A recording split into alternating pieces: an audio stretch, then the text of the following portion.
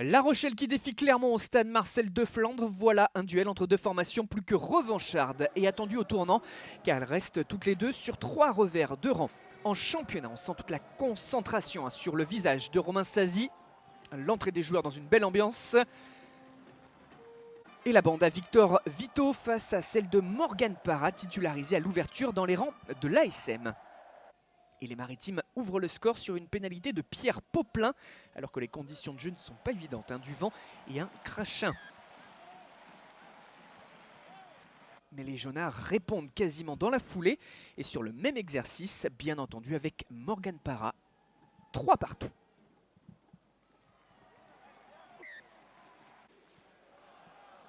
Le match est fermé et a du mal à se débrider. Les Auvergnats sont à l'attaque et insistent sur des sessions de jeu direct près de la ligne.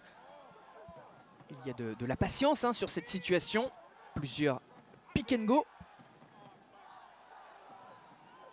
On pense que l'action est terminée.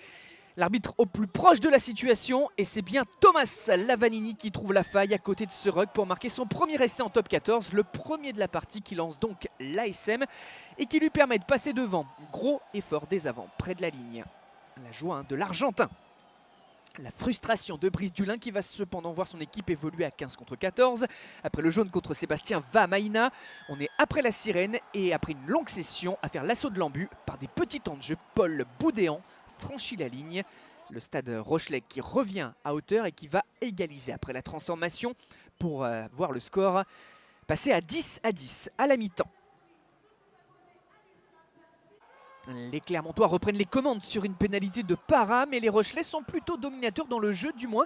Ils parviennent à davantage occuper, donc sont dangereux près de l'embu. Ballon qui ressort vers Levani Botia, qui marque l'essai pour son retour à la compétition en force, et ce, alors qu'il avait des possibilités sur sa droite, sur cette orientation du jeu. La Rochelle insiste maintenant pour faire le break. On est dans le dernier quart d'heure, toujours ce travail près des lignes.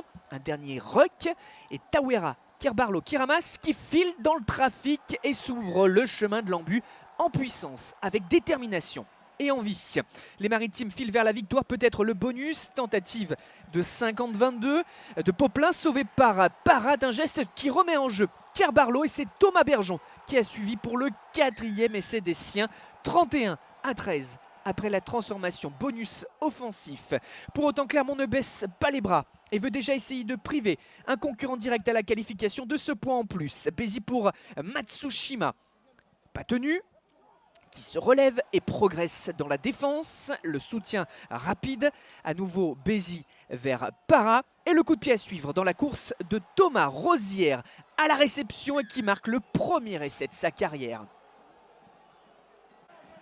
On est dans le dénouement final et encore du jeu Rochelais pour tenter de reprendre ce bonus, sauf que la passe de Dulin est interceptée par Desaignes. S'ensuit une contre-attaque, la passe après contact vers Nakalevou, finalement mis au sol dans les 22 mètres.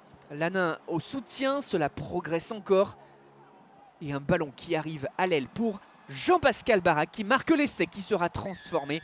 Et donc synonyme de points de bonus défensif pour l'ASM, alors qu'il y avait 31-13 5 minutes plus tôt. Le score final de 31-27 pour le Stade Rochelais, qui se relance après 3 défaites, 4e revers de rang pour l'ASM.